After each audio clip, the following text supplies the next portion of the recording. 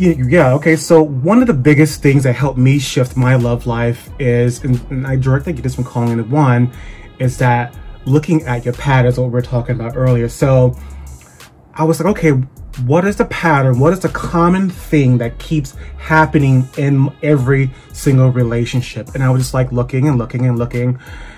And then I was like, oh my God, like each and every one of these guys had some sort of shame about who they were as a gay man.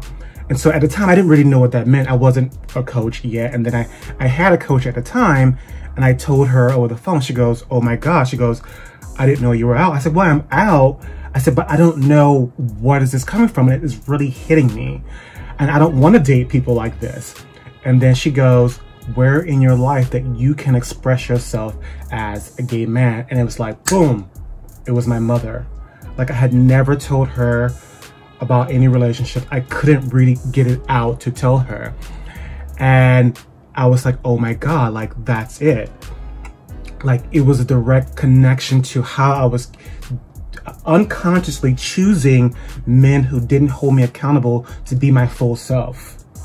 Like I was like just teetering in with my self-expression, but I didn't have or were calling in anyone who was in their own full self-expression because they had their own shame about who they were with their family.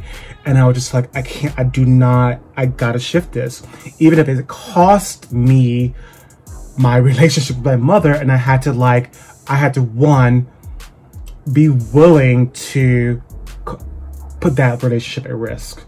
Because I was just like, I cannot, and I realized that I can no longer live my life for her. I have to live it for me, because I can see in my relationships, I was hiding a little bit. Like I wasn't being my full self. I wasn't being fully self-expressed. I just wasn't fully loving at all, because this relationship with my mother, who doesn't even live in New York, was not even involved in my relationship, but I had an unconscious tie with her.